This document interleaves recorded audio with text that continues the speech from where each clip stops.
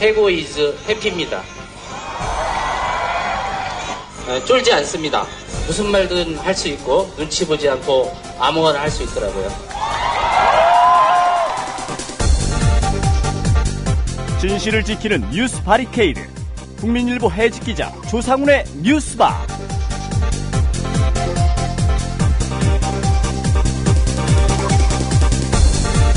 청취자 여러분 안녕하십니까? 조상훈입니다. 3월 5일 수요일 뉴스바입니다. 오늘 아침 뉴스바가 마련한 뉴스 메뉴 소개해드리겠습니다. 민주당과 새정치연합의 통합신당 창당을 야권 통합으로 명명하는 목소리는 아직 작습니다. 야권 한편에 자리한 진보 정당들, 특히 정의당의 눈은 여전히 다른 곳을 향하고 있습니다. 오늘 정의당 노회찬 전 대표를 만나봅니다. 민주당 새정치연합 통합신당 창당을 바라보는 시각, 그리고 향후 정치 행보에 대해서 들어보겠습니다. 군 내부의 왜곡된 권력구조와 억압적인 병영문화, 기울어진 사법의 저울을 고발하는 목소리가 요즘 들어 좀 부쩍 높아지고 있습니다. 스스로 목숨을 끊은 병사의 조의금을 회식비로 사용한 여단장 사건도 있었습니다. 과연 이런 현상의 본질적인 문제 무엇인지, 또 이것이 무엇을 응변하고 있는지 군 의문사 진상규명위원회 고상만 전 조사관으로부터 오늘 들어보겠습니다. 수요일의 요일별 코너 영화 속 실화 이야기, 영실이에서는 최광희 영화평론가와 함께 영화 원챈스 이야기를 해보겠습니다. 잠시 광고 들으시고 김용민 PD와 함께 조간신문 살펴보겠습니다. 학교폭력 예방 앱 스마트 보디가드. 스마트폰 왕따 문자 등 사이버 학교폭력이 6배 이상 늘었습니다. 학교폭력은 언제나 욕설, 모욕, 협박과 같은 폭력 문자를 동반합니다. 그런 학교폭력 문자만을 감지하여 부모님께 알려드립니다. 미리 알면 예방할 수 있습니다. 구글 플레이에서 학교폭력 예방 전문 어플 스마트 보디가드를 설치하세요. 지금 설치하고 먼저 무료 이용해보세요. 안녕하세요. 참여연대 회원인 MBC 해직 기자 이용마입니다. 2014년 대한민국은 과거로 회귀하고 있습니다. 민주주의에 꽂힌 선거에 국가기관이 대대적으로 개입해 국민의 권리를 짓밟았습니다. 하지만 불법을 저지른 정부는 비판하는 사람들에게 오히려 종북딱지를 붙이고 있습니다. 경제민주화와 복지국가를 만들자는 국민과의 약속은 실종되고 공공부문 민영화가 국민의 동의 없이 강행되고 있습니다. 그래서 20살 청년 참여연대는 다시 신발끈을 묶습니다.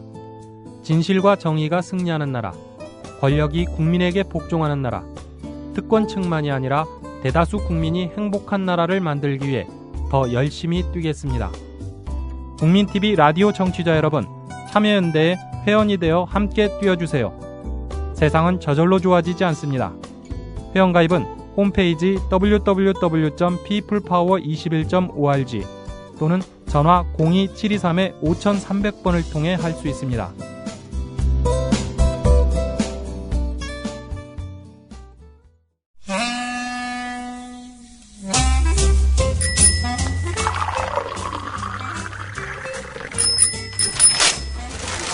아침 신문 귀로 읽으세요.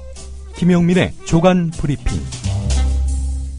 네, 김용민 PD의 조간 브리핑입니다. 안녕하십니까? 네, 안녕하십니까? 예, 오늘 시선을 끄는 기사, 어떤 게 첫 번째 기사죠? 경향신문 1면입니다. 예. 김용담 규제개혁위원장이 사의를 표명했습니다. 대통령 직속 규제개혁위원회인데요. 예. 자, 김용담 위원장 지난달 사의를 표명했습니다. 김용담 위원장은 경향신문과의 통화에서 손톱 및 가시를 뽑아야 하는 것은 맞지만 개별적인 규제에 들어가면 규제가 필요한 경우가 있다. 올해 들어와서 박근혜 대통령의 관심도 있고 규제에 관한 전반적인 것을 검토해야 하는데 나는 그 일을 하기에 모자라 지난달 자리를 내놨다, 이렇게 말을 했습니다. 예. 그러면서 이런 말을 했습니다. 규제개혁위원회가 규제를 완화하는 것에만 발언 수위를 높이는 걸로 외부에 보였다, 이렇게 말이죠. 한마디로 말해서 현 정부가 규제 완화 일변도 아닙니까? 예. 여기에 대해서 우려한 것이 아닌가, 이렇게 해석이 됩니다. 규제 개혁은 곧 규제를 없애는 것으로 인식하고 있는 박근혜 정부. 예. 결국 규제 개혁을 담당하는 책임자마저도 사의를 표명할 정도로 거의 브레이크 없는 그런 질주가 계속되고 있다. 이런 이야기입니다. 규제를 왜 만듭니까? 공공의 목적을 지키기 위해서 그렇지 않겠습니까? 필요한 규제도 있지 않습니까? 당연하죠. 예.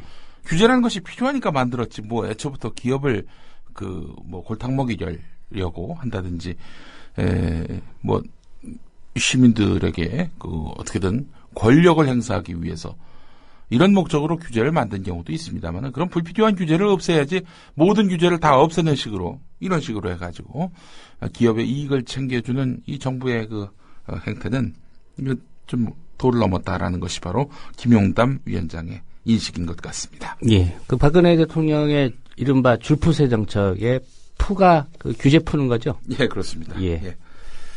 자, 다음 소식입니다. 동아일보 일면 머릿 기사입니다. 자신의 뜻을 알리는 것이 시위, 집회의 목적이지만 제3자에게는 소음이 불편을 넘어서 고통스럽기까지 하다. 동아일보 취재팀은 도심 곳곳에서 벌어진 집회와 행사 현장을 찾아가서 직접 소음 정도를 측정했다고 합니다. 소음 공해가 심각했다는 얘기입니다. 쉽게 얘기해서. 얼마 전에 조선일보에서 본 기사하고 맥락이 좀 비슷한 거 아닙니까? 그렇습니다. 예. 동아일보 기사를 더 소개하겠습니다. 각종 소음 공해로 시민들의 불편이 커지고 있지만 단속은 제대로 이루어지지 않고 이를 막을 대책도 마땅하지 않다. 이런 이야기입니다. 시끄러우니 시위 자제하라 이런 얘기죠. 이 기사의 저간의 맥락 주장은 이렇습니다. 시위 없는 대한민국 만들어야지요. 그런데 시위가 없도록 정치를 잘하게 하는 거 그게 필요하지 않겠습니까? 시위 못하게 하는 게 길은 아니지 않습니까? 예. 동아일보와 또 며칠 전 조선일보의 이런 기사 소음 때문에 이거 심각하다라는 주장. 예.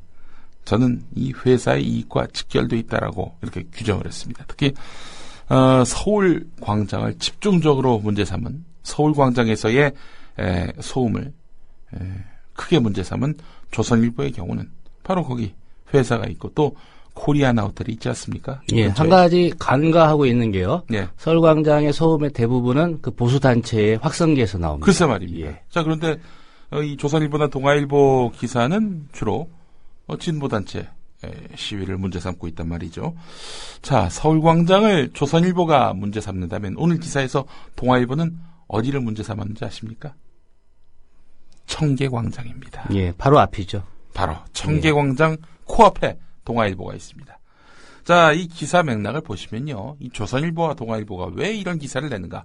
이게 빤히 보입니다. 대체로 공공의 목적보다는 회사의 이익과 직결되어 있다는 점.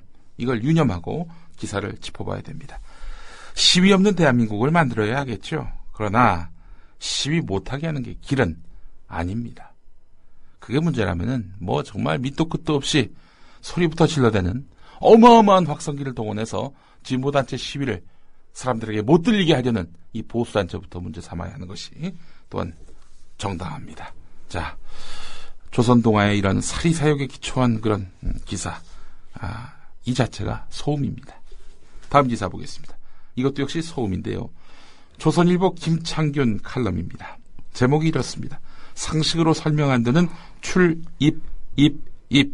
예. 탈북해서 서울에 정착한 유성 씨. 예. 간첩 의혹 사건. 예. 네. 국정원과 검찰이 내놓은 증거 아니겠습니까? 출입 경기록을 보니까 입 이렇게 돼 있단 말이죠. 이 말이 안 된다는 겁니다. 예.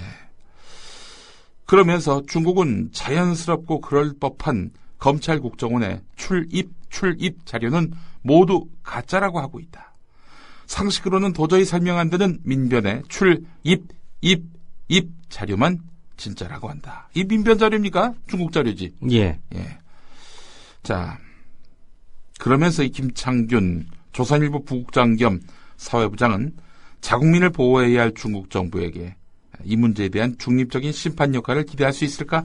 자국민이라면 유우성 씨를 말하는 거겠죠. 자, 결국 유우성 씨 이론 쪽에 결국 주장을 할 수밖에 없는 중국 정부에다가 이 사건의 진실을 들을 만한 그런 상황은 아니다라는 얘기입니다. 자, 그러면서 김창균 칼럼 어떻게 끝났느냐. 중국 정부는 북중 접경 지역의 한국 국정원 활동을 오래전부터 눈엣가시로 여겨왔다. 그런데 이번 일로 그 정보망이 노출되고 흔들리고 있다. 검찰 국정원 자료에서 불거진 위조 딱지는 중국 정부 입장에서는 이런 복합적인 효능이 있는 것이다. 이런 배경을 염두에 두지 않으면 수수께끼는 늪 속에 점점 빠져들게 될 것이다. 이 칼럼을 읽으시면 어떤 인상이 드십니까? 좀 그럴듯해 보이지 않습니까? 네, 그렇습니다. 예. 결국 이제 중국 정부 자료 이 자료는 거짓말이고 국정원과 검찰이 확보해서 재판부에 제출한 출입 이 자료가 진본이다라는 그런 인식이 밑바탕에 깔려 있고요. 결국 중국 정부하고 민변이 합작해가지고 유호성 씨를 간첩 아닌 그런 결론으로 내게 하려고 수작을 부리고 있다. 이런 인상이 한가득 느껴지게 됩니다. 자, 출입 이것만이 아니라요. 지금 도장 조작 또 출처가 불분명하다. 이런 논란도 있지 않습니까? 예. 이것만 보더라도 이 조작의 증거로서 아주 상당합니다.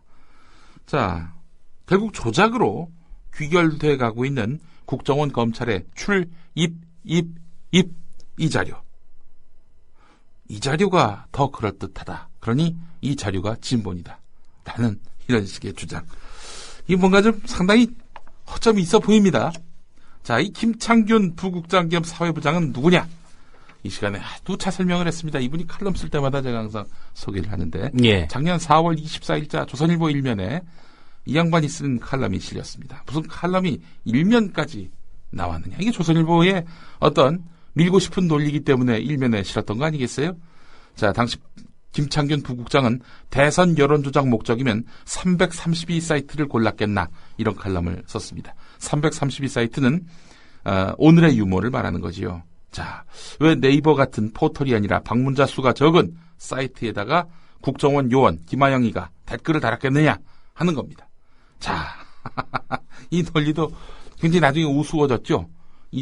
김하영 씨가 오늘의 유머, 댓글을 단 것이 국정원 선거 개입의 전부인 양 전제를 깔고 이 칼럼을 썼단 말이에요. 예. 당시에 고재열 시사인 기자가 여기에 대해서 반박을 했습니다. 당일에 반박을 한 건데요.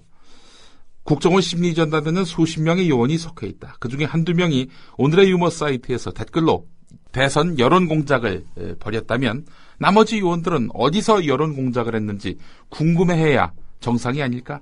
그래서 다른 사이트에 나타난 여론조사 흔적을 찾아보는 것이 순서 아닐까?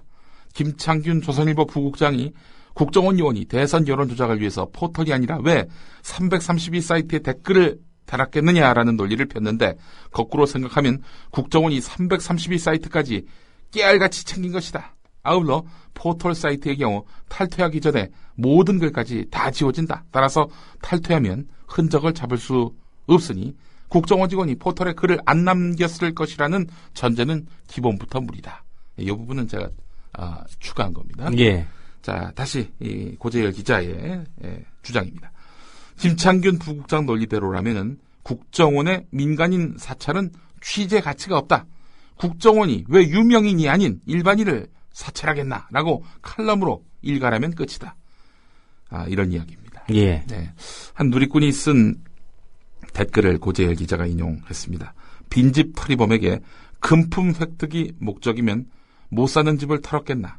부잣집을 털지 않았으므로 이 못 사는 집 도둑질한 것은 잘못이 없다. 이렇게, 괜찮다. 이건 이렇게 옹호할 기세가 아니겠느냐라고 이렇게 지적을 했습니다. 김창균 부국장, 이 양반 조선일보에서는 뭐 이런 그 억지 논리를 펴도 이게 데스크까지 가는 모양입니다. 참 제가 이 동시대를 사는 언론인으로서 김창균 부국장이 있다는 사실이 상당히 놀랍고 부끄럽습니다. 서울신문으로 가보겠습니다. 예. 지난달 27일 국토교통부 제1차관에 김경식 청와대 국토교통 비서관이 임명됐습니다.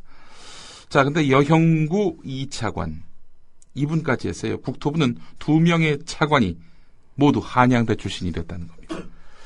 박근혜 정부 출범 초기에는 태평성대라는 말이 나올 정도로 성균관대 출신들의 약진이 두드러졌는데요. 최근에는 한양대가 이를 눌렀다는 이런 평가가 많다는 겁니다. 공기업 사장이나 준 정부기관장 중에 한양대 출신은 서울대와 고려대에 이어서 3위라는 겁니다. 세간에 관심이 쏠리는 이유는 한양대가 박근혜 대통령과 개인적으로 특별한 관계가 없다는 점인데요. 자, 그런데 한양대 출신 인사들이 현 정부 들어서 약진을 거듭하고 있다는 겁니다. 박근혜 정부 임명기관장의 10%를 한양대학교가 꿰찼다는 겁니다. 자, 정부 고위 공무원 수도 대약진을 하고 있다고 하는데요. 이 이유가 없겠습니까? 박근혜 대통령이 꼭 한양대를 나와야 이렇게 한양대 출신들이 중용되는 줄 아십니까? 아닙니다. 뭔가 또 보이지 않는 손이 있습니다. 서울신문이 이 사람을 지목하더군요. 문고리 권력 3인방, 과거의 4대 천왕으로 불렸던 박근혜 대통령의 오랜 측근 가운데 한 명인 이재만 총무비서관. 예. 청와대 총무비서관이죠. 이분이 한양대 출신입니다. 관료사회에서는 한양대 출신 인사들이 급부상하는 이유로 한양대 출신인 청와대의 실세 중의 실세가 힘을 쓰면서 한양대 출신 인사가 곳곳에 퍼졌다는 소문이 많다. 이런 이야기들이 나돌고 있다는 겁니다. 최창규 명지대 경제학과 교수의 말을 서울신문이 인용했네요. 특정 학교나 특정 지역이 아니라 전문성을 기준으로 인재를 찾아야 한다. 특히 치열한 경쟁에서 살아남기 위해 많은 비용을 지불하고라도 전문가를 모셔오는 민간 기업을 배워야 한다. 이렇게 지적했습니다. 네.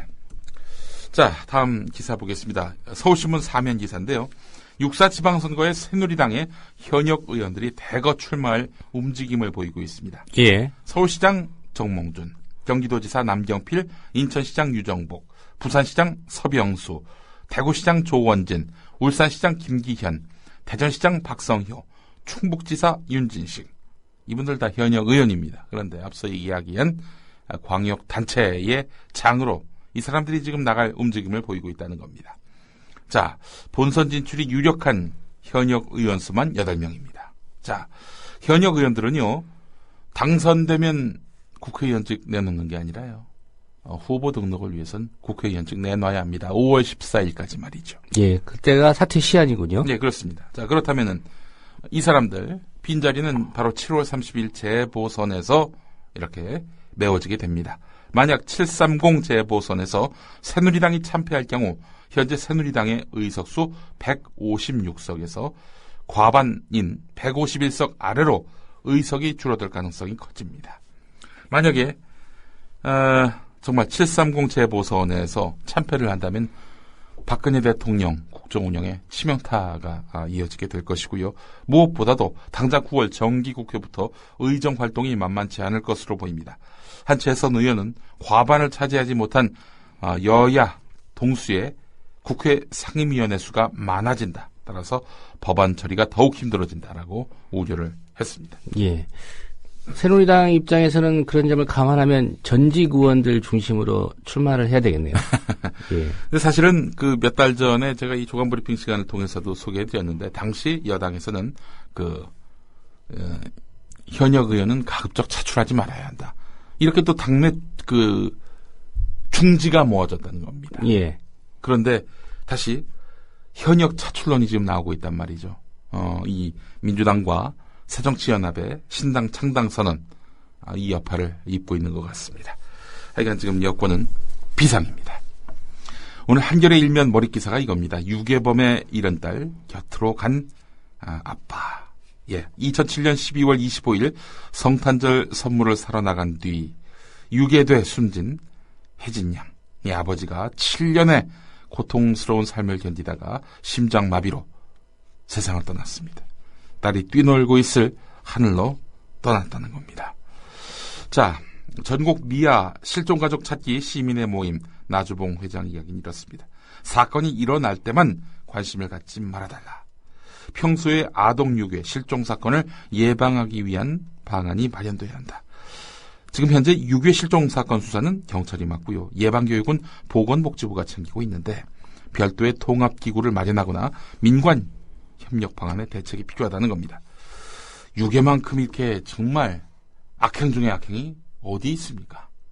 자, 그러나 박근혜 정부가 설정한 4대 악에는 6의 범죄가 없습니다. 4대 범죄, 성폭행, 학교폭력, 그리고 가정폭력, 불량식품. 불량식품. 예. 아니, 불량식품보다 6회가 더 심각한 거 아닙니까? 예. 꼭 4대 악으로만 규정을 해야 됩니까? 10대 악 해서 모든 거 다 일수하면 되지 않습니까? 글쎄 말입니다. 예.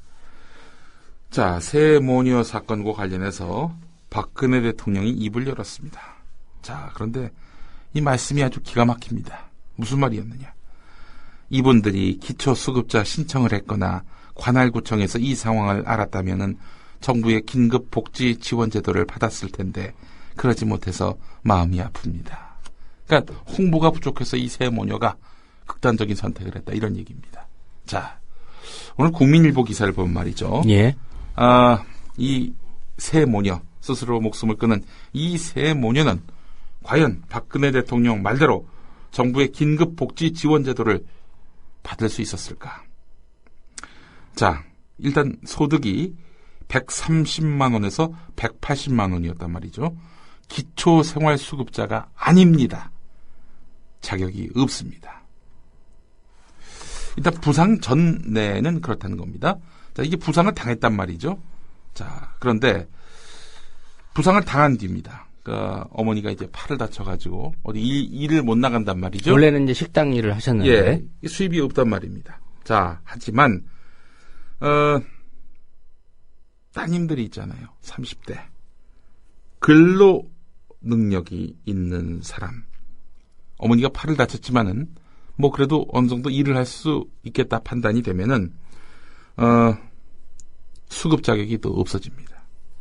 자, 그렇다면은 어머니는 팔을 다쳤다면 큰딸 작은딸이 만약에 이렇게 일할 수 있는 능력이 있는 사람으로 규정된다면 예, 수급 자격은 있긴 한데 현금 지원은 제로입니다.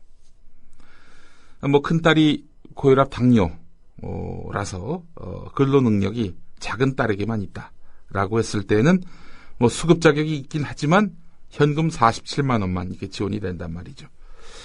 글쎄요. 근데 지금 큰딸 고혈압 당뇨가 있었다는 그분. 예. 이분 같은 경우는 저도 고혈압 당뇨가 있거든요. 이게 무능력자로 판정받기 어려운 구조입니다. 결국 박근혜 대통령이 이야기한 긴급 복지 지원제도, 이거 이분들에게 현금으로 지원될 수 있는 게 아무것도 없다는 겁니다. 그만큼 이제 복지제도의 문턱이 높다는 얘기겠죠? 그렇습니다. 예. 게다가 또 이분들 같은 경우에 그 눈에 보이는 중한 질환 또 어떤 병고를 겪고 있는 상황이 아니기 때문에 긴급 지원도 불가능했다는 거죠. 그런 의미에서 본다면 박근혜 대통령이 상황인식을 잘못하고 있다는 얘기입니다. 아니, 정부의 긴급 복지 지원 제도를 받았다면은 이분들이 뭐 받을 수 있는 돈이 없는 거 아닙니까? 현재로서는. 그래 놓고는 문제가 해결될 수 있다는 식으로 인식하고 있다는 것 자체가 이 국민의 삶에 대해서 별 관심이 없다는 겁니다. 우리 박근혜 대통령 각하께서 말이죠. 예. 오늘 국민일보의 그 7면 기사에 이 관련한 내용들이 담겨 있습니다. 이게 복지제도가 엉망이라는 겁니다. 긴급 지원도 불가능하고 말이죠. 또 무엇보다도 이게 상황 어려운 분들이 찾아가서 도와주세요.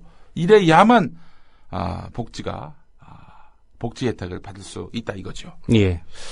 어제 뉴스를 보니까 정부가 복지부가 이번 사건들 관련해서 내놓은 그 대책이라는 게 예. 3년 전 이명박 정부 때 발표한 보도 자료와 예. 거의 일치를 해서 또 좀 논란이 있었습니다. 예. 빈곤사회연대 김윤영 사무국장 어제 저희 국민TV 라디오 뉴스피드하고 인터뷰를 하셨는데요. 이런 말을 하셨네요. 오늘 국민일보하고 인터뷰에서 노숙인들이 다치거나 질병에 걸려서 뒤늦게 수급 신청을 하려면 거주지를 마련해서 확실한 주소를 들고 오라고 한다. 간신히 월 20만 원 쪽방비를 모아서 수급 신청을 했다고 해보자. 한 번 탈락하면 주소를 유지해서 재신청을 하기는 거의 불가능하다. 이런 일이 안 벌어지는 것 같은가? 라고 되물었습니다. 예. 노숙인에게 주소를 요구한다 이 말이죠.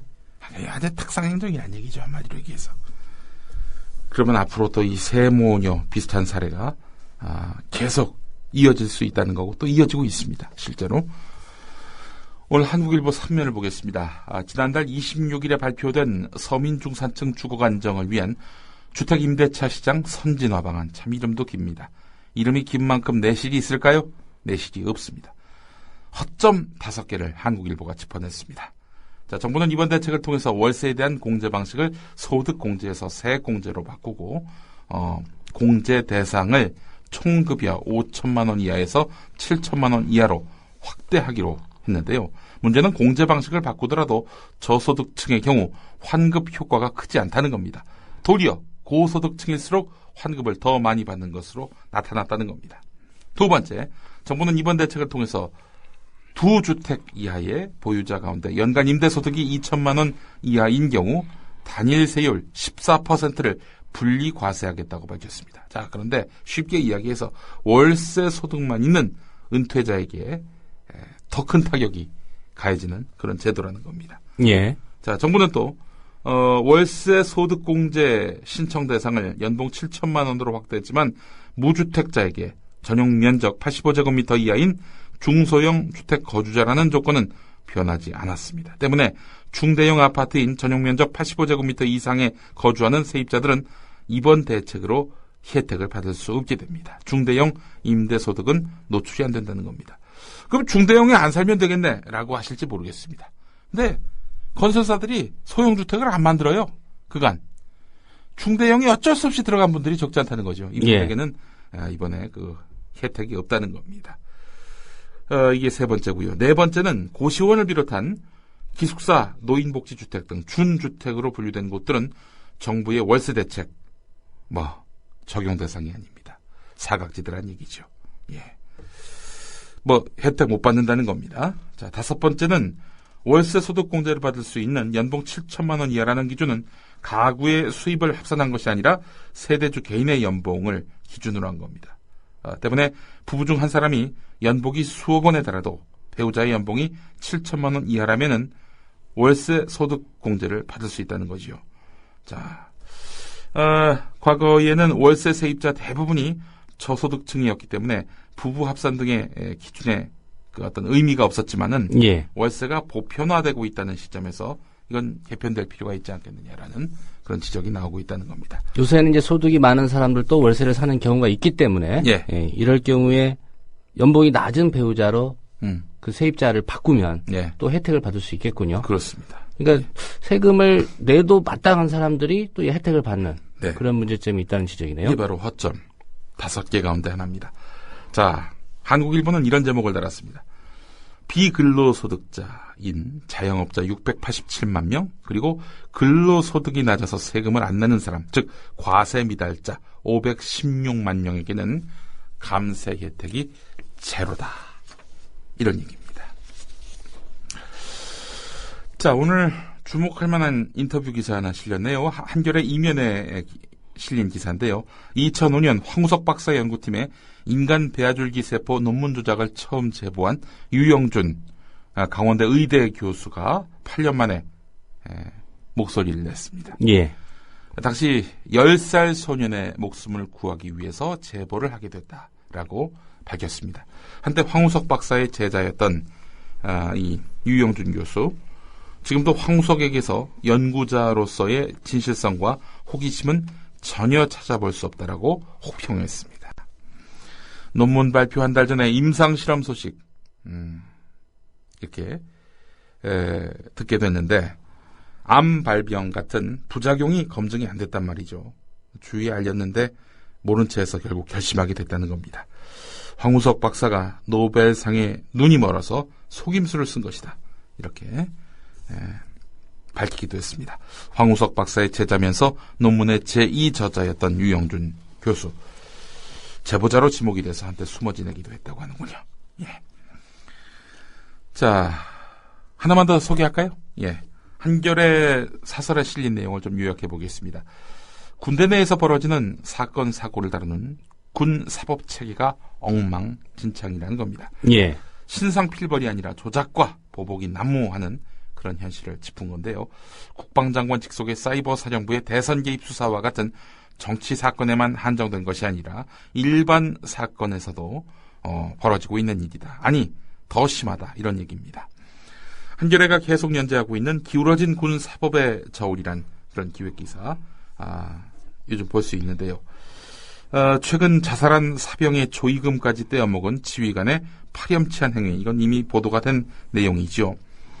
자, 그 밑에 사건의 조작 은폐라는 엄청난 반인륜적 범죄가 숨어 있었다는 겁니다. 요지는 상급자의 가혹행위로 자살을 생각한 김모 일병을 발견하고도 구급차가 늦게 오는 바람에 인명구조에 실패하니까 지휘관들이 책임을 회피하기 위해서 짜고 사망 시각과 진술서를 조작했다는 것이죠. 당시 지휘관의 강요로 허위 증언을 냈던 병사가 제대에서 양심 선언을 한 것이니 신빙성은 매우 크다 하겠습니다. 예.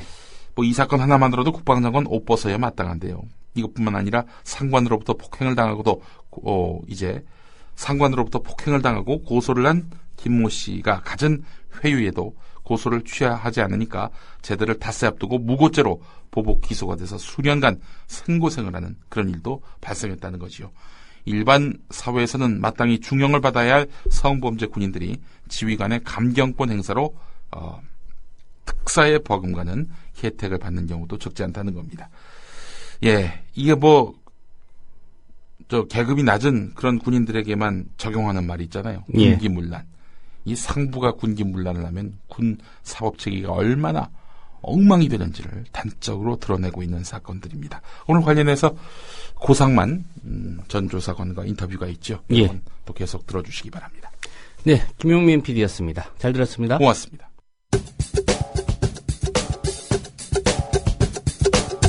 조상훈의 뉴스바 시사 앙케이트 조스바.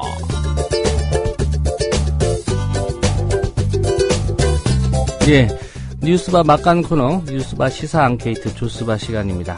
각종 현안이나 시사 관련 이슈를 토대로 여러분들의 기발한 아이디어를 들어보는 시간이죠. 뉴스바 시사 앙케이트 조스바가 드리는 오늘의 질문입니다.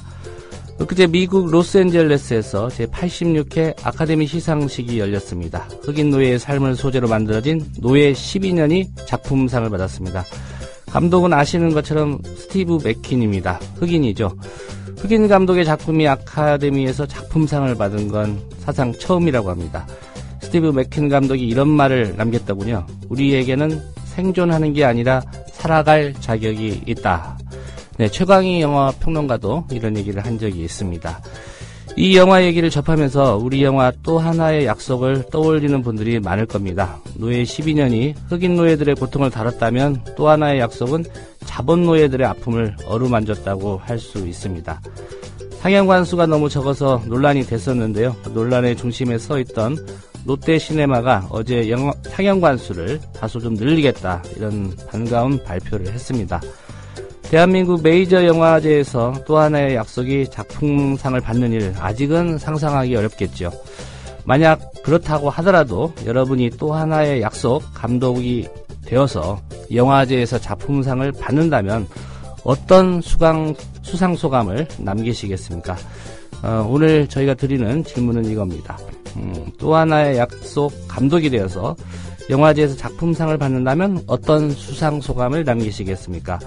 여러분의 번뜩이는 재치 게시판에 담아주시기 부탁드리겠습니다. 방송 말미에 되도록 많이 소개를 해드리겠습니다.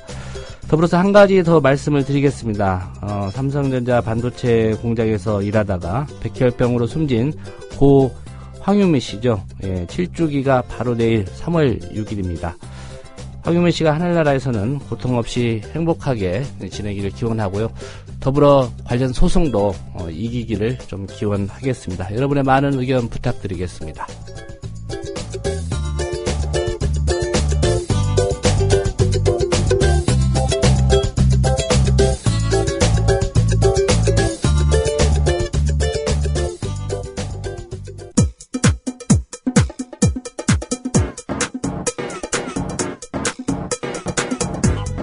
조상훈의 뉴스바, 이제는 이슈 탐험입니다. 네, 민주당과 새정치연합의 통합신당 창당 작업 지켜보는 국민들 사이에서는 야권의 또 다른 한 축, 바로 진보 정당들이 함께 하지 않는 걸 좀 아쉬워하는 분들이 많은 것 같습니다. 그중에서도 특히 정의당에 주목이 됩니다. 노회찬 전 정의당 대표가 함께하자는 민주당의 제안을 뿌리쳤다는 그 사실 좀 보도가 됐었는데요. 네, 뉴스바는 민주당 그리고 새정치연합 이 통합신당 창당 결정과 관련해서 지난 3일에는 민주당 쪽 인사 얘기를 들어봤고요. 어제는 새정치연합 쪽 인사를 연결해서 얘기를 나눠봤습니다. 네, 오늘은 노회찬 전 정의당 대표 얘기를 한번 들어보도록 하겠습니다. 노 전 대표님 안녕하십니까? 네, 안녕하십니까? 예, 저희 조합원이시기도 해서 연결이 돼서 좀 반갑습니다. 네, 반갑습니다. 예, 그 민주당으로부터 함께하자 이런 제안 받으셨지만 이제 거절하셨다 이런 얘기를 하셔서 뉴스에 좀 화제가 됐었습니다. 뭐 입장은 여러 번 얘기하셨는데 오늘 좀 여쭤볼 거는 이게 진보당 전체 정의당 그 전체 의견인지 아니면 그 노 전 대표님 개인의 어떤 의견이셨는지 좀 그게 궁금한데 좀 말씀을 해주실 수 있을까요? 예, 아직 그런 제안이 당에 대한 공식적 제안, 조직적인 제안으로 온 건 아니기 때문에 예. 당에서 이 문제를 공식적으로 다루고 있지는 않습니다. 그러나 지난 3월 2일 그 통합선언이 발표된 당일날 긴급하게 소집된 당 대표단 회의에서 이 사태에 대한 평가를 한 걸 보면은 예. 저희들이 이 문제를 조직 통합 차원에서 이렇게 다룰 만한 사안으로는 전혀 보고 있지 않다. 저는 그렇게 해석이 되고요. 예. 그리고 제가 개인적 차원에서 정의당은 진보의 길을 어렵더라도 계속 가야 되지 않겠느냐 이런 제 소견을 밝힌 바가 있는데 예. 이에 대한 당원들의 평가도 대체로 긍정적인 걸로 알고 있습니다. 그래서 이 문제와 관련해서 당이 필요하면 논의는 해야 되겠지만 예. 이 문제를 우리의 문제로 이렇게 지금 받아들이고 있지는 않습니다. 예. 좀 바꿔서 질문을 드리면 그 민주당이나 새정치연합 양 당이 그렇든 한쪽 당이든 공식적으로 이 정의당의 제안이 오면 그래도 논의는 해볼 수 있다 이런 입장이신가요? 아니면 그럴 필요까지도 없다 이런 입장이신가요? 제가 말씀을 드릴 위치에 있지는 않지만 공식적으로 제안이 온다면은 공식적으로 대응을 해야 되겠죠. 예. 예. 그래서 당의 적절한 절차는 현재 당 대표단이 판단을 하게 될 것이고, 근데 그러나 공식 제안이 올 가능성도 없어 보이고요. 그것도 예. 기다리고 있는 것도 아닙니다. 예. 민주당이나 새정치연합 쪽에서 좀 고민을 해봐야 될 것 같네요. 공식적으로 제안할지 안 할지는 또 그쪽 판단이니까요. 예, 그분들 소관사항인 거죠. 예. 예. 엊그제 CBS 정관용의 시사자키, 정관용입니다. 네네. 여기 출연하셔서 하신 말씀인데, 선거제도 개혁이 전제가 되면 통합할 수도 있다 이런 취지의 발언을 하신 걸로 이렇게 보도가 됐습니다. 예. 이 부분은 이제 선거제도라고 하면 국회의원 선거제도를 말씀하시는 건가요? 그렇죠. 그 얘기는 과거에 노무현 대통령 참여정부에서 한나라당에게 대연정을 제안했을 때 제가 그걸 비판하면서 예. 독일식 정당명부 비례대표제 도입, 국가보안법 철폐 그리고 비정규직 차별 철폐 이런 조건이 동의가 된다면은 열린우리당 정부를 적극 지원하는 그런 소연정을 할 수 있다. 예. 그렇게 제가 제안한 바가 있고요. 그리고 독일식 정당명부 비례제 도입 등 실질적으로 현재의 어떤 기득권 구조를 또 양당 독점 구도를 갖다 해체하는 그런 조치가 실현 가능하다면은 우리 당으로서는 어떠한 희생이나 양보도 감수할 각오가 돼 있다 그런 취지의 말씀인 것이지. 예. 지금 그거 하나 약속한다 해서 합당한다 그러면 이렇게 된다는 뜻은 아닙니다. 예. 개인적으로 이제 민주당 쪽의 제안은 받으셨지만, 어쨌든 거기에 대해서는 이제 거부 의사를 밝히셨다고 했고요. 혹시 새정치연합 쪽에서는 비슷한 제안 받으신 적 없으십니까? 아니요, 전혀 없습니다. 예. 새정치연합에서는 없었고요. 네. 제안을 거절하신 이유, 여기저기 좀 파편적으로 설명이 돼 있는 것 같습니다. 특별히 이제 기초공천을 안 하는데 동의하지 못하는 게 이유라고 좀 알려져 있는데 그게 맞는지 좀 여쭤보고 싶고요. 이 기초공천권, 이 아주 버리기 아주 쉬운 그런 기득권 중에 하나라고 또 말씀을 하셨는데, 이게 함께 하자는 이 제안을 이제 개인적으로 거부하신 어떤 다른 이유 또 있습니까? 일단은 그 기초의원과 단체장에 대한 공천권을 폐기하는 문제에 대한 입장이 저희 당은 완전히 다르고요. 예. 저희 당은 이제 기초 지방자치 공천 과정에 문제가 있어 왔지만 그것은 정당의 어떤 당내 민주주의 강화라거나 여러 가지 방식을 통해서 개선해야 될 문제지 공천 자체를 안 하는 것으로 가는 건 개혁이 아니라 정치 후퇴다라는 입장입니다. 예. 그래서 그 입장 자체가 이제 동의할 수 없는 서로 다르다는 것이고 두 번째는 이제 그 차이를 넘어서서 보더라도 그 정도 같다고 해가지고 그 작은 정책의 하나인데 작은 정책 하나가 같다고 해서 당이 통합한다는 거는 좀 그 정상적이 아니라고 보는 거죠. 그거는 통합의 명분을 댈 게 없으니까 그걸 댄 것이지. 예. 사실은 지방선거 앞두고 새정치연합도 굉장히 지금 위기 상황이고 그리고 민주당도 어려움에 처해 있는 그런 양쪽의 어떤 그 정치적 어려움을 타개하기 위해서 통합을 한 것인데 이제까지 해온 얘기들이 있다 보니까 그 통합의 명분을 내세울 게 별로 없어서 이 지난번 기초 공천 폐지 대선 시기의 약속이 지키는 것을 중심으로 통합을 한다라고 그렇게 좀 얘기한 것에 불과하다는 것이죠. 예. 그렇기 때문에 그 정도의 입장 확인 가지고 큰 통합을 치른다거나 그럴 문제는 아니라고 봅니다. 예. 하나의 좀 연결고리, 내세운 명분에 불과하다 이런 말씀이시군요. 그렇죠. 예. 그렇다면 정의당 입장에서는 이번 지방선거 때 그 기초공천 적극적으로 하실 그런 의향이십니까? 그렇습니다. 예. 후보들도 다 내시고요. 실제로 민주당이나 새정치연합도 기초공천 안 한다고 하지만은 비례대표 기초 후보 공천은 또 하잖아요. 예. 사실 그것도 기득권이거든요. 그거는 왜 하는지 저는 납득할 수가 없는데, 그거는 그동안의 공천 과정에서 이 당이나 기득권 가진 사람들의 기득권 행사가 문제였다고 하면서 공천을 폐기한다고 하면서 기초의원은 왜 공천하며 그다음에 시의원, 도의원 공천은 왜 또 계속 하려고 하는지 그건 일관성이 없다고 봅니다. 예. 일관성이 없다는 비판이신데 그 많은 국민들이 이제 지금 민주당과 그 새정치연합의 통합 신당 창당 이 발표를 지켜보면서 진보당들도 좀 합류하기를 바라는 그런 기대가 있는 것 같습니다. 그런 기대에 대해서는 또 어떻게 평가하시는지요? 네, 국민들의 그런 기대가 일부 있는 것도 충분히 이해하고요. 왜냐면은 지금 정부 여당이 너무 독주를 하고 있는데 그걸 제대로 견제하는 세력들의 힘이 이렇게 굉장히 약한 데 대한 우려가 있어 왔기 때문에 예. 야권이 이렇게 강화되는 어떤 방향의 일이라면 국민들이 긍정적으로 보는 것 같습니다. 그런 점에서는 충분히 이해가 되고요.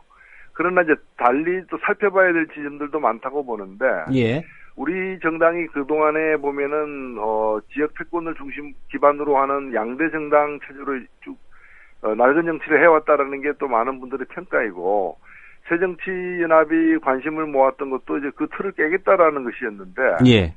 지금 보면은 어찌 보면 그 양강 체제는 그대로 유지된 채 그 중에 하나가 좀 강화되는 방식으로 지금 통합이 이루어진 거거든요. 예. 예.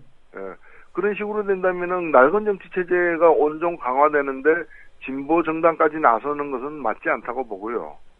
오히려 이 한국 정치가 나아지려면은 좀 정책과 이념, 노선을 중심으로 여러 다당제 구조로 가는 것이 바람직하고 정책이나 선거 때 필요할 때는 이렇게 비슷한 정당들끼리 연대하는 방식으로 가는 게 현재 선진국 정치도 보면은 다 그런 방식이 아닌가 하는 거죠. 예. 그런 점에서 오히려 이번에 통합은 야권의 힘이 일시적으로 강화되는 긍정적인 측면은 있지만 정당 정치 발전에서 보면은 이 퇴행적인 그런 뒷걸음질 치는 그런 문제도 사실은 있다라는 걸 지적하고 싶습니다. 예.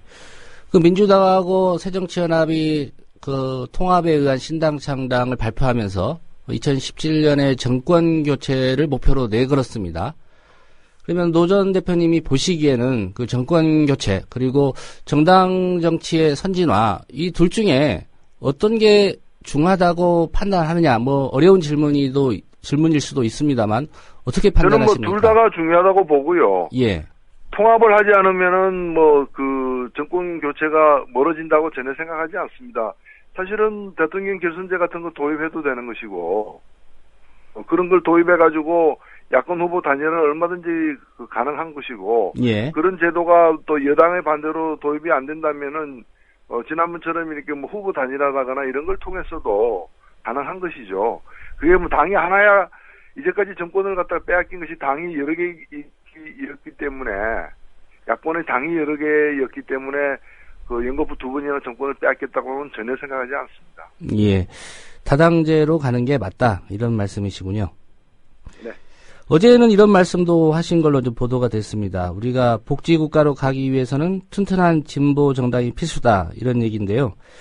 새정치연합의 주요 기조 가운데 하나가 정의로운 복지국가라고 그렇게 발표가 됐습니다. 뭐 민주당도 이걸 받아들였기 때문에 이제 통합신당 가겠다 이런 얘기를 한 것 같은데요. 이런 얘기는 좀 정의당의 입장과도 일맥상통하는 부분이 있지 않습니까? 그렇습니다. 그래서 이제 복지정책이나 경제민주화와 관련해서는 저희들은 얼마 전까지도 그 민주당의 그 을지로위원회 을이라는 경제적 약자를 좀 대등한 권리를 갖도록 이렇게 지원하는 그리고 여러 가지 잘못된 관행을 혁파하는 그런 일을 함께 해왔거든요. 예. 앞으로도 새로 만들어지는 이제 통합 야당과 이 정책적인 그런 이제 공감대가 마련되는 부분에 있어서는 적극적으로 이렇게 협력하고 연대를 할 생각입니다. 예. 통합만이 뭐 답은 아니다 이런 말씀하셨고 또 선거 때마다 연대는 할 수 있다 이런 입장이셨는데 이제 6.4 지방선거가 얼마 남지 않았습니다. 네네. 이번 선거에서 연대가 가능하다고 보십니까? 가능하고 필요하다는 게 저희 일관된 생각이고요. 예. 지금 보면 사실 서울, 그 다음에 경기, 인천 이 수도권의 주요 광역단체장 선거가 보면은 지금 새누리당이 적극적으로 이렇게 후보 전술을 구사하고 있기 때문에 예. 각종 여론조사에서도 확인되고 있지만은 최종적으로 굉장히 박빙의 어떤 승부가 될 가능성이 꽤 높거든요. 예. 그렇기 때문에 저는 이 부분에 관해서 일체 이번 선거에 연대는 없다라는 그런 기존의 새정치연합의 입장이나 또는 민주당의 입장이 변경이 돼야 된다고 생각됩니다. 예.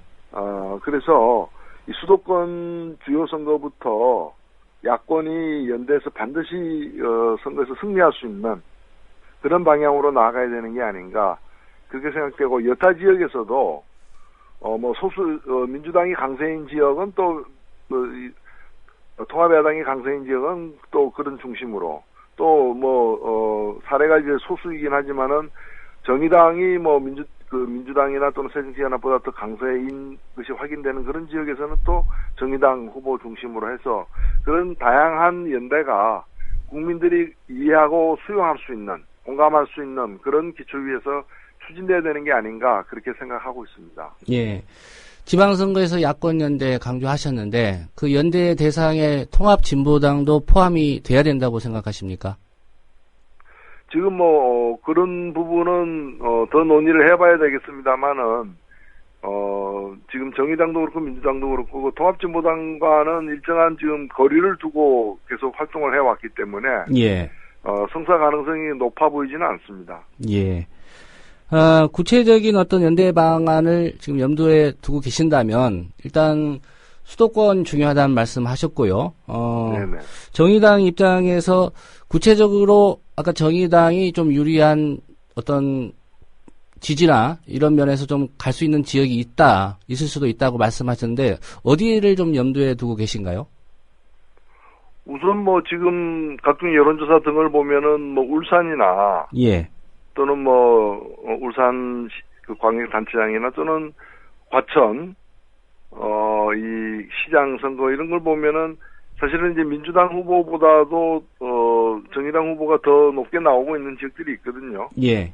뭐 그런 지역에서는 선거인들 없이 그대로 나가면 새누리당만 당선되는 꼴이 사실 될 가능성이 높습니다. 예. 그렇기 때문에 그런 데는 좀 야권 내에서 좀 더 앞서 있는 부분으로 힘을 몰아주는 그런 게 필요한 게 아닌가. 사실은 여타 지역에서 민주당이 앞서 있는 지역도 저는 그런 것이 가능하지 않겠는가 봅니다. 예. 좀 구체적으로 한 분 한 분 좀 거론을 하면서 여쭤보겠습니다.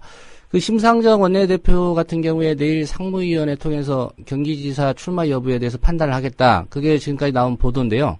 예. 어떻게 결론이 날 걸로 예상하십니까? 그럼 제가 예상할 수 있는 부분은 아니고요.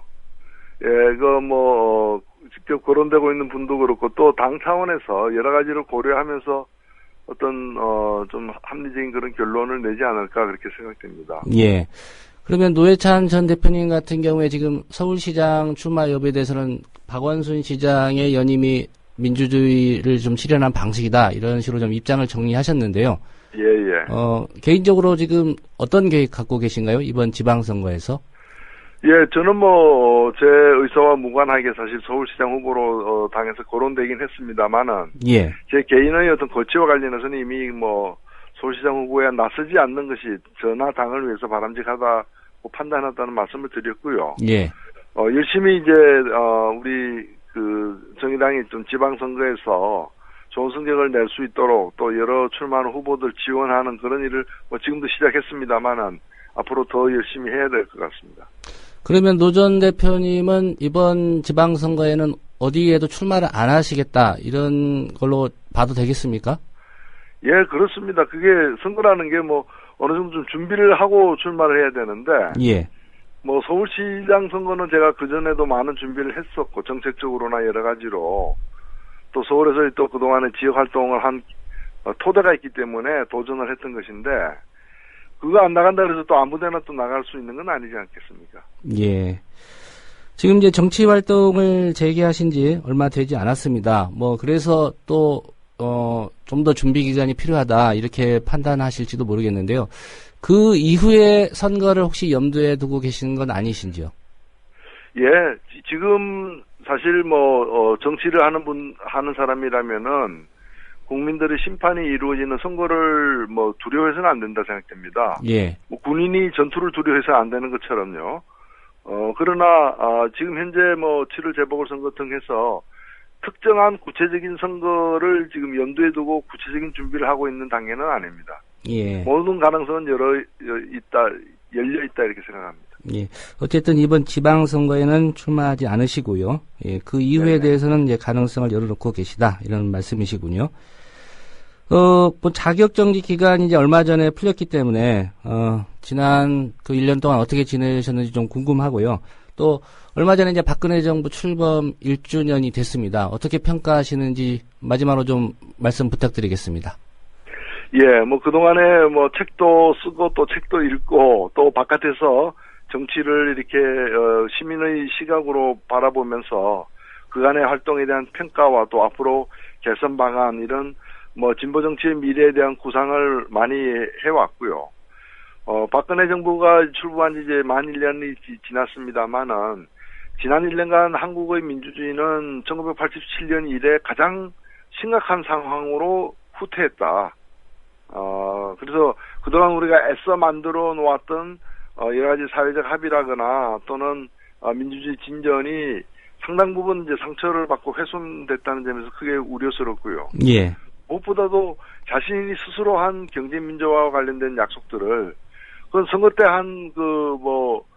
선거 때 그냥 해본 거에 지나지 않는다는 식으로 폄하하는 그런 이제 박근혜 정부와 여당의 어떤 태도에 그 많은 국민들이 심각한 좀 문제의식을 지금 갖게 됐다 생각됩니다. 예. 그래서 아직 대통령 국정수행 지지율이 높다고 하지만은 그것이 거품처럼 사라질 날이 얼마 멀지 않았다고 생각되고, 그런 점에서 특히나, 대한 세력으로서 이 진보정당, 야당들의 분발이 요구된다 생각됩니다.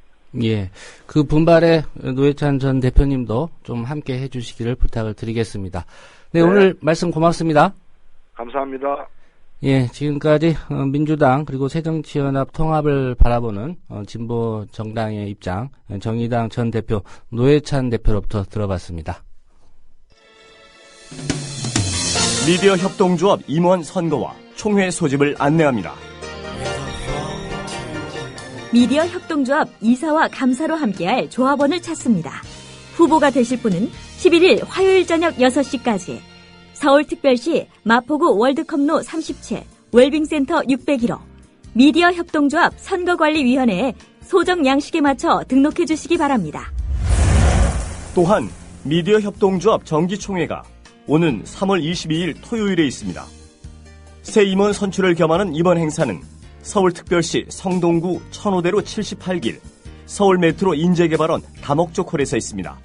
대의원 조합원 여러분 모두를 초청합니다. 자세한 내용은 미디어 협동조합 홈페이지 조합 공지사항을 참고하시기 바랍니다.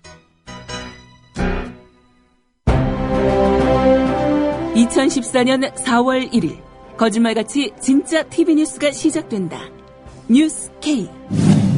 진실을 흐리는 편파 논평, 담합과 관행을 부르는 출입기자 제도, 관료적 조직, 계층과 서열이란 기존 뉴스 제작 시스템 혁파. 뉴스의 새로운 역사를 쓸 뉴스 K. 2014년 4월 1일 국민TV 개국과 함께 찾아옵니다. 매일 밤 9시 진짜 뉴스를 기대해주세요.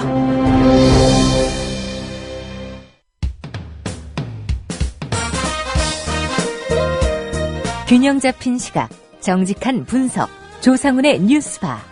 이어서 초대석으로 만납니다.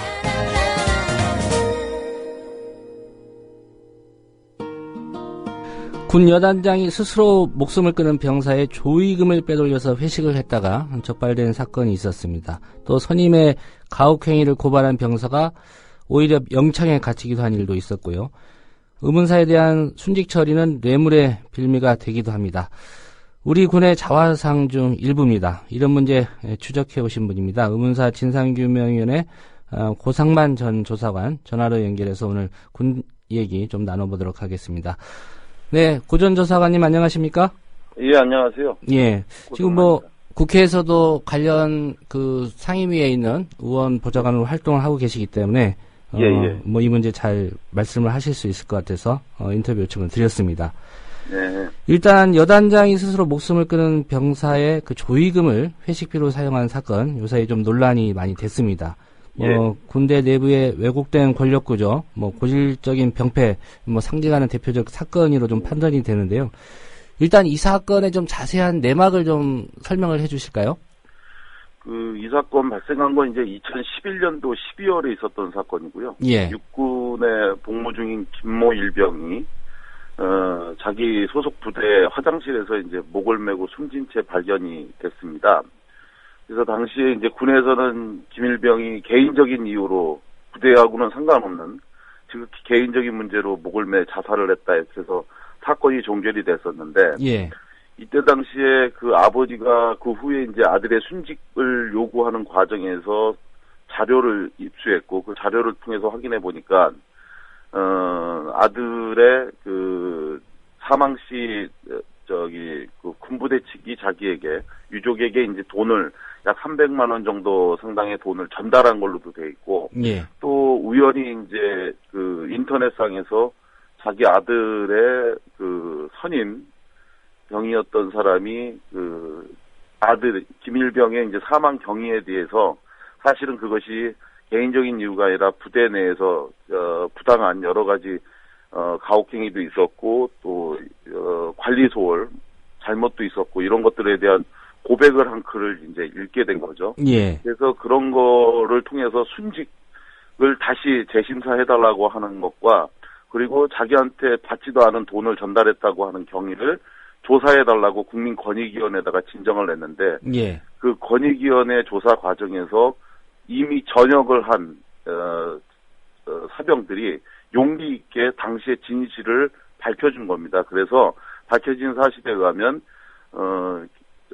이미 말씀드린 것처럼 김일병이 굉장히 부당한 그 가혹행위 및 대우를 받았었던 것이 밝혀졌고 그리고 또 하나는 그 전달했다고 하는 조의금은 사실 이제 부대 병사 상사들이 모금한 돈 158만 5천 원 하고요. 예. 또 일반 조문객들이 이제 이 김일병의 아버지나 이런 그 지인들이 찾아와서 냈던 140만 원 정도를 당시 부대 관계자들이 임의로 돈 통을 열어서 조의금 통을 열어서 그 돈으로 부대 간부들, 즉 대대장, 여단 주임원사, 이런 통신중대, 이런 데다가 자기네들끼리 그 조의금을 나눠 가진 거예요. 그리고 예. 남은 또 돈은 부대 간부들끼리 회식비로 써버리고 이런 사건들이 이제 벌어졌던 겁니다. 예.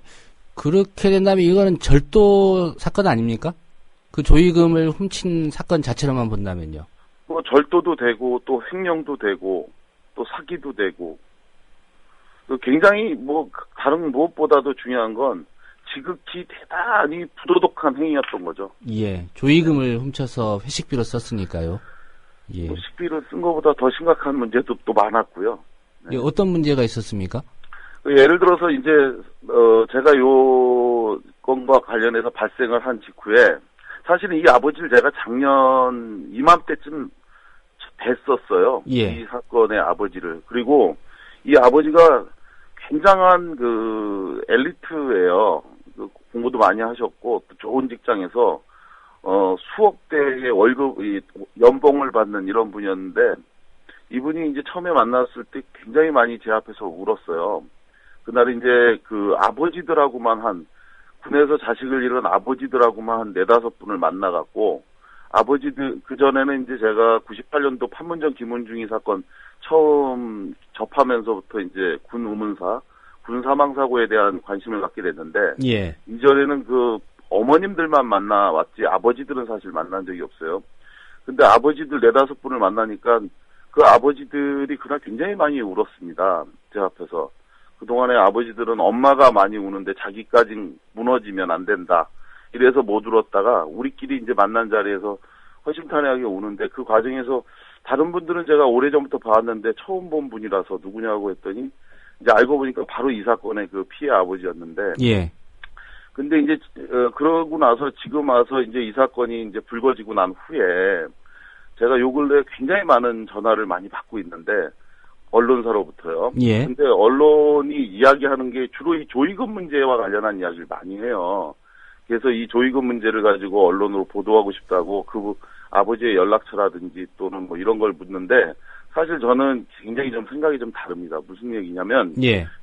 조의금 횡령은 매우 부도덕한 범죄 행위고 비난받아서 마땅할 이야기인데 사실은 이 문제는 이 군사망사고의 진짜 본질이 아니다. 심지어 국방부 장관조차도 기자회견을 해서 이 사건에 대해서 엄정한 수사를 할 것이고 그러면서 덧붙인 말이 뭐냐면 유족이 원한다면 횡령한 돈을 돌려주겠다. 300만 원 돌려주겠다 이거죠.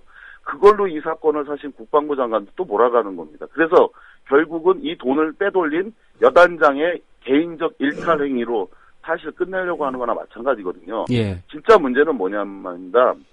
이 빼돌린 돈 중에서 20만 원을 이 사건의 김일병의 사인을 조사하는 당시 헌병대장도 돈을 나눠 가졌어요. 예. 이게 이제 여단장 개인 돈도 아니고 이 조의금에서 돈을 빼돌려갖고 그래서 이 사건의 사인 조사를 하던 당시 헌병대장이 20만 원을 받아서 그래서 그 돈으로 자기네들 내부 회식비로 쓰고 했다고 하는데 결국은 이렇게 조사한 결과로 김일병의 사인을 밝혀진 국민권익위원회에서 조사한 것과 같은 그런 부대 내의 잘못이나 또 관리 소홀이나 이런 것들은 하나도 밝히지 않고 평소 입대 전부터 그가 갖고 있었다는 우울증이니 대인기피증이니 소심함이 이런 것들로 나약함 이런 걸로 해서 결국 의지박약 본인의 의지박약에 따라 자살했다. 그러면 순직 처리가 결국 안 됐습니까? 당시에 이 사건은 본인의 의지박약 그 헌병대가 결국 이 사람이 평상시에 갖고 있었던 우울증 등으로 해서 자살했다.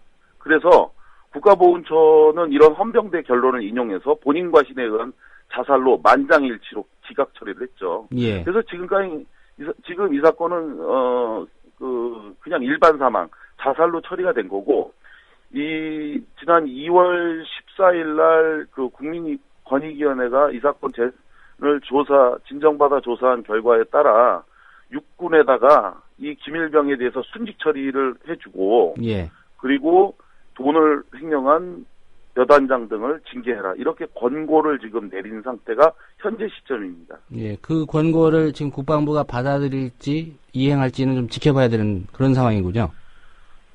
받아줄 가능성이 높은 걸로 점쳐지고 있어요. 예. 그 이유는 뭐냐면 언론에서 이렇게 많이 이야기하고 언급하는 건 육군 해줍니다.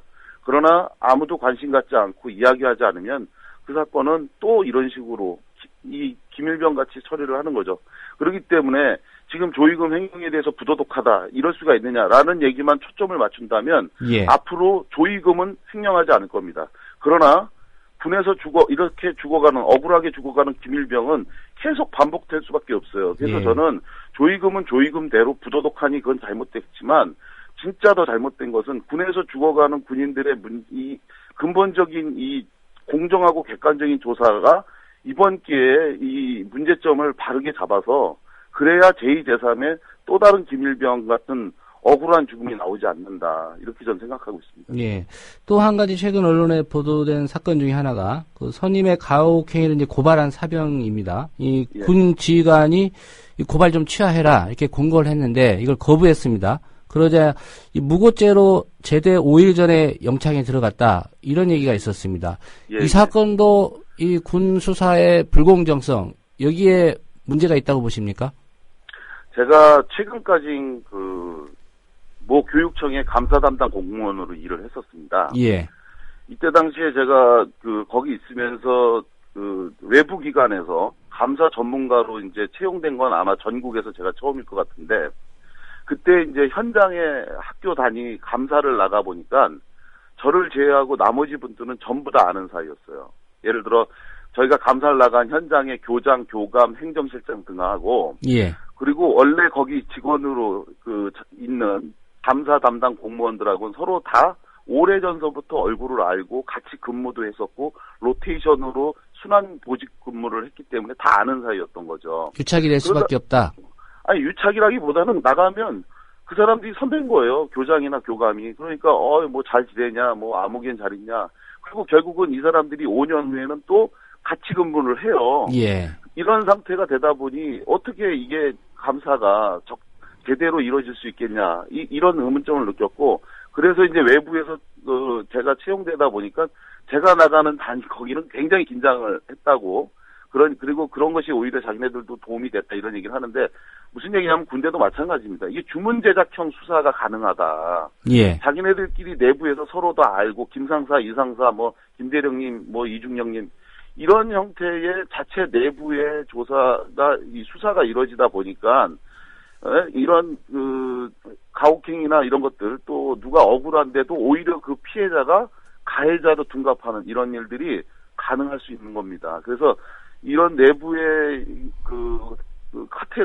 카테고리 이것을 근본적으로 좀 끊으려면 그러면 이 군뿐만 아니라 모든 그 기관이 수사와 감사는 외부 기관의 참여가 반드시 필요하다 이렇게 생각합니다. 그래야 이 같은 무리한 기소가 이루어지지 않을 거다 이렇게 보고 있어요. 예, 그렇다면 구체적으로 지금 군 헌병대라든가 또 일반 법원과 달리 지금 이제 군사법원이 있지 않습니까? 사단 네. 규모별로 어떻게 좀 개선이 돼야 된다고 생각하십니까? 저는 기본적으로 우리 국방부가 수사도 자기네가 하고 재판도 자기네들끼리 하고 이런 구조 자체가 좀 잘못됐다고 생각하고 있습니다. 예. 그러니까 기본적으로 이 군에서 잘못한 것을 군이 조사하고 그 군의 내용을 그 판단 또한 군이 하고 있어요. 그래가지고 저희가 사실 제가 이제 현재 민주당 김광진 국회의원실에서 보좌관으로 일을 하고 있는데 예. 저희한테도 이와 관련된 많은 민원들이 들어오고 있어요.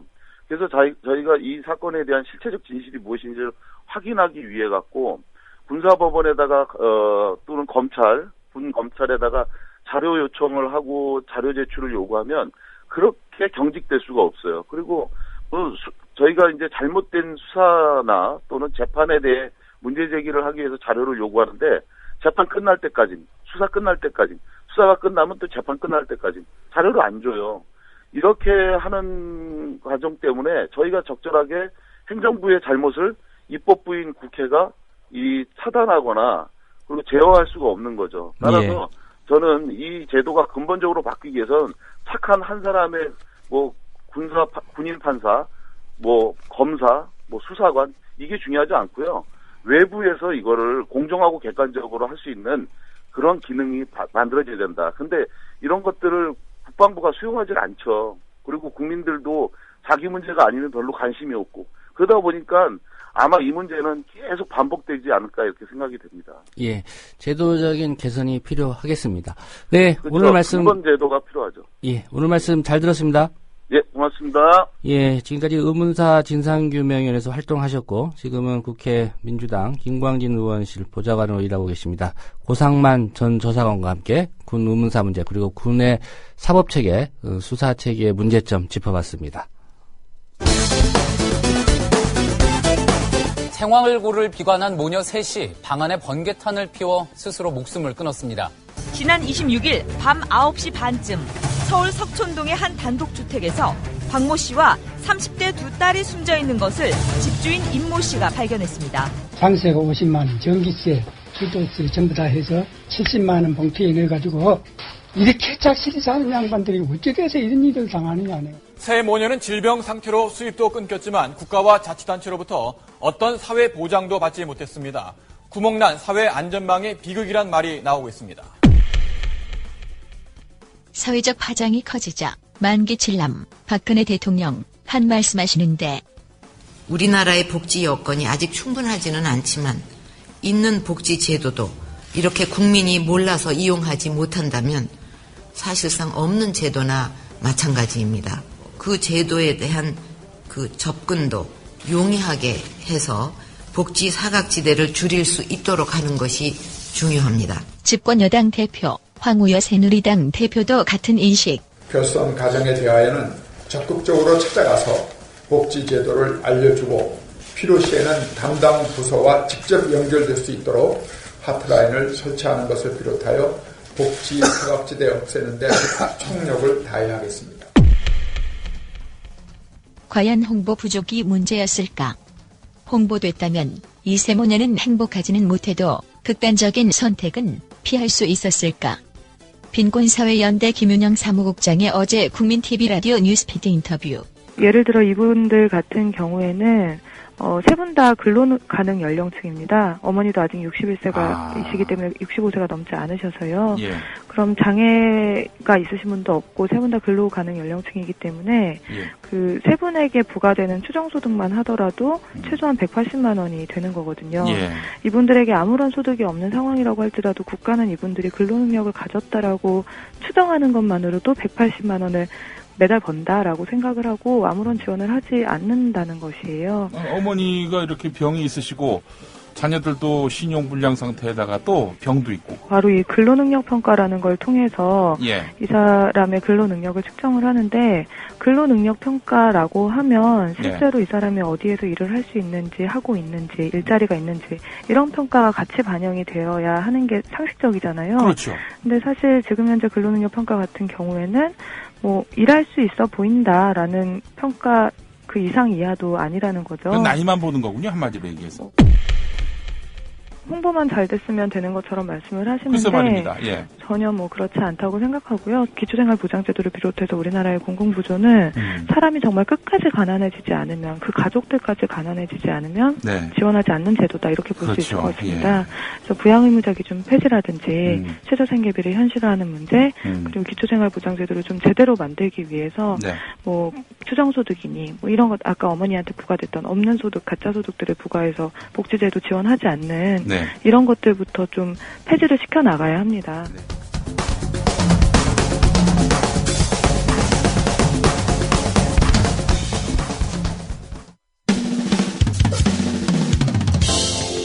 여러분은 지금 국민일보 해직기자 조상훈이 진행하는 국민TV 라디오 아침 시사 프로그램 조상훈의 뉴스바와 함께하고 계십니다.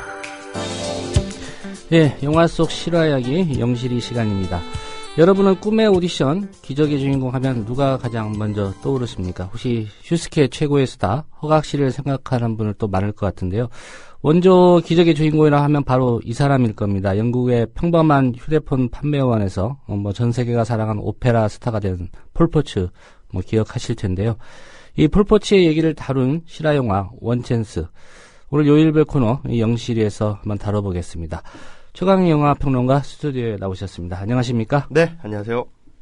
예, 일단 뭐 대강 폴포츠 얘기일 거다 이런 네. 정도는 뭐 짐작이 되는데 어떤 영화인지 좀 소개를 해주시죠. 네, 폴포츠가 브리티시 갓 탤런트에서 우승하기까지의 그의 인생의 어떤 굴곡 많은 어떤 그런 과정들을 보여주고 있는 그런 영화라고 할 수가 있겠는데요. 예.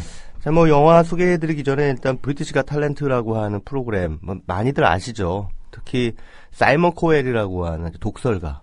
네, 평론가가 이 프로그램을 통해서 유명세를 얻게 됐고, 이 브리티시 갓 탤런트는 우리가 지금 굉장히 많이 보고 있는 오디션 프로그램들의 일종의 원형이 된 프로그램입니다. 예.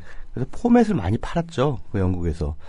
그래서 그게 미국으로 건너가서 그러니까 아메리칸 아이돌이 된 거고요. 사이먼 코웰이 또 그 포맷을 가지고 미국 쪽에 이제 적용을 했던 거고, 또 미국에서 또 많은 스타들이 이제 배출이 됐죠. 그걸 또 그대로 가져온 게 네, 슈퍼스타 K죠. 예. 한국에서. 이게 브리티시 갓 탤런트가 미국으로 건너갔다가 다시 한국으로 오고, 우리나라 케이블 TV에서 슈퍼스타 K가 뜨니까 이제 약간 부끄러움을 모르는 공중파 TV들이 그걸 또 그대로 따라서 온갖 오디션 프로그램이 네, 또 네, 생겼죠. 나는 가수다라든가, 예. 뭐 요즘에는 뭐 K-팝 스타라든가 이런 것들이 다 어떻게 보면 원조는 브리티시 갓 탤런트라고 하는 프로그램입니다. 거기에서 포맷이 이제 그대로.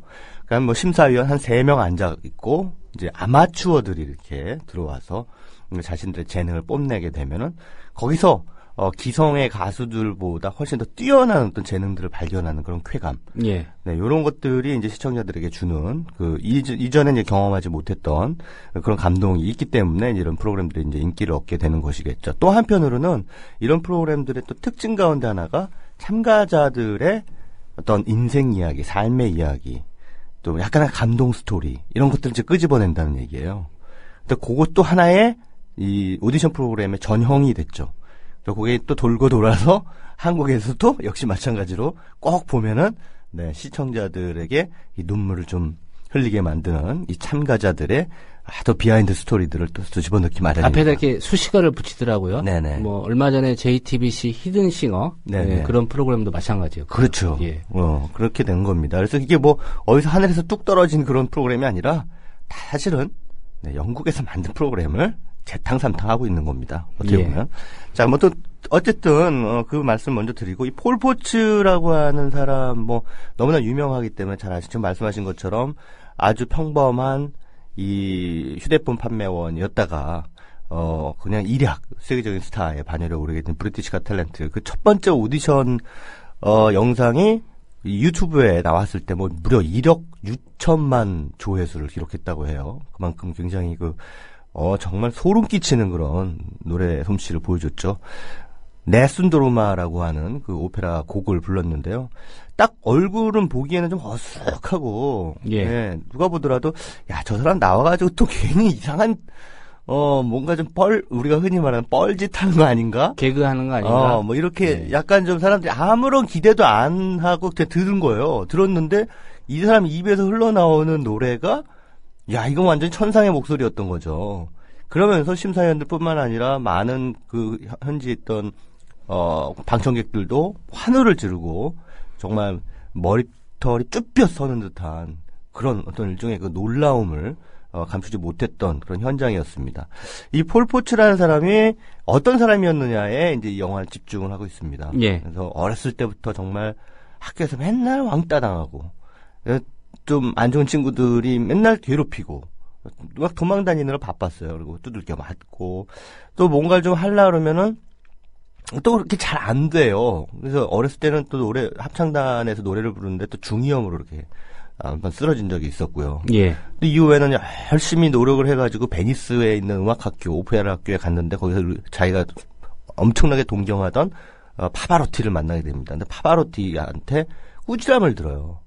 너는 이 자신감이 부족하다. 이 자신감이 부족하면 사람들을 감동시킬 수가 없다라고 하는 꾸지람을 듣고 거기에 좌절해서 오페라 가수의 꿈을 접습니다. 예. 그리고 다시 이제 휴대폰 판매원으로 돌아오게 되는데 그러다가 또 갑상선 암까지 걸려서 노래를 못하게 되는 지경까지 이르게 되죠. 근데 이제 그것을 극복하고 이제 노래를 부를 수 있는 그런 상황에 오르게 돼서 결국은 브리티시가 탤런트에서 우승하게 되기까지의 과정을 드라마틱하게 보여주겠습니다. 자, 이 영화, 이 폴 포츠의 실화를 담은 원챈스라는 영화를 보시면서 제가 여러분들께 드리고 싶은 게 감상 포인트는 뭐냐면요. 예. 인생 역전이라는 말. 우리 흔히 많이 쓰잖아요. 뭐 로또 로또니, 맞는다. 예. 예.